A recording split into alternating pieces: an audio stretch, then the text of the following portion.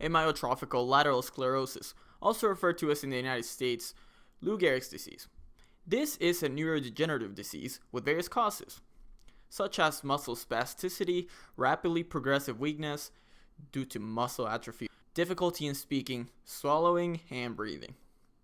ALS is also the most common of the 5 motor neuron diseases. Hello everybody and welcome to the Phase on Fever show for the week of August 18th.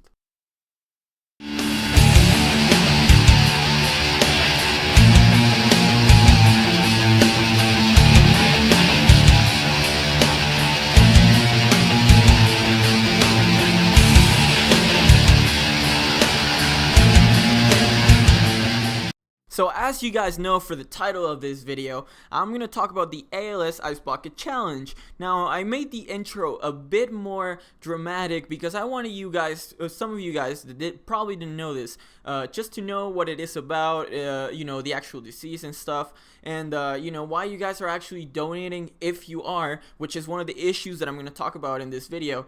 But, when I was at the drawing board, I was like, there are many ways to approach this video. So I narrowed it down to 5 things, not 4.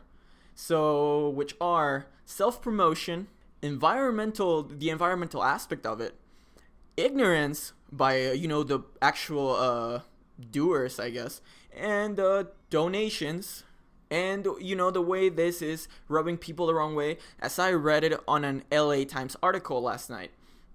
So, without further ado, I'm actually going to start with the self-promotion aspect of it because, most celebrities actually are the ones that endorse this challenge, So, even though they do donate the most out of, everybody, public figures actually donate the most. The donations are actually composed mostly by celebrity donations. Now, certain guys like David Beckham and LeBron James, they've done it. They're pretty huge, big names, and they've donated. But you gotta question yourself: are these guys really doing it because they want to help out people? And I'm not saying all of them are like, oh well, I'm gonna just donate some money and then I'll get some self-promotion, I'll become relevant again. Like some people who are maybe not that relevant anymore, but still celebrities in some way, shape, form, and they just want some more media. They want the spotlight on them at that very moment, and maybe you know how that works. So yeah, you gotta wonder and you gotta question yourself, how many of these people are actually doing it because they want to help? And I don't doubt that most of them, if not all of them, want to donate because it's a good cause. But you gotta wonder, because this has actually been available for several years, this foundation for the ALS disease, which I already talked about in the intro. Maybe it wasn't as popular before. The year, I actually have some sales numbers here. The year before, donations were at $1.8 million.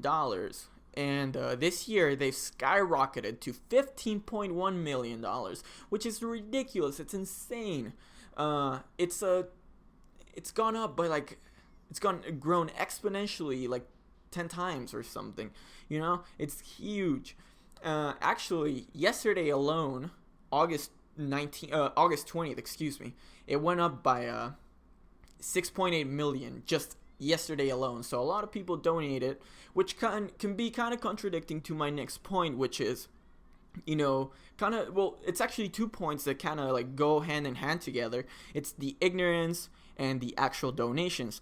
Now, ignorance, what I mean by that is most people, they're, I don't want to be kind of discriminatory here, but some people, mostly youngsters, they just donate. They just do the challenge, and because their friends nominated and they saw it online on Facebook or Instagram and whatnot, and they thought, oh, well, that's pretty cool. And if my friends are nominating me, well, then I kind of have to do it, right? So, but they don't really know what's behind the challenge. Actually, one of my mom's friends, she came over yesterday, and we were talking about, we were discussing about this article in the LA Times that I'm gonna post a link to in the description, and she didn't know what the heck the challenge was about. Like, she only knew that all these famous people are pouring like freezing water over their heads. Like, what's up with that? And then I explain it to her, and then we discuss the article. But I digress.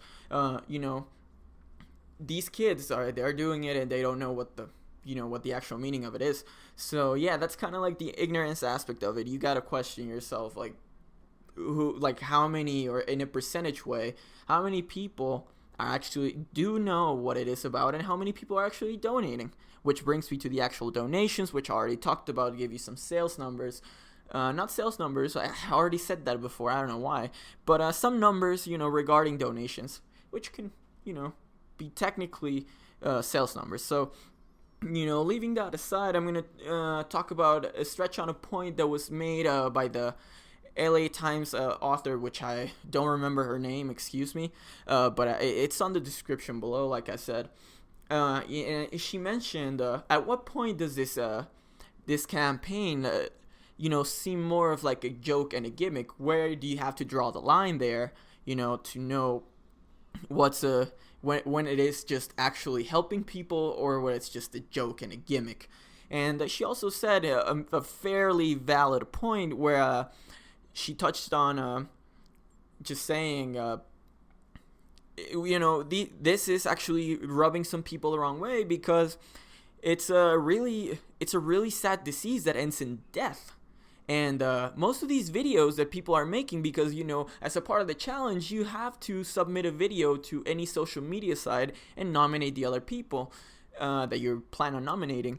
And it's rubbing people the wrong way, because these videos actually end up with laughter and jokes and stuff like that. So it is not to be taken lightly, this issue. So it says on the article, she says, well, this is actually rubbing people the wrong way. And then they asked someone from a marketing department of a university, which I can't remember off the top of my head, but she said, this is actually rubbing people the wrong way.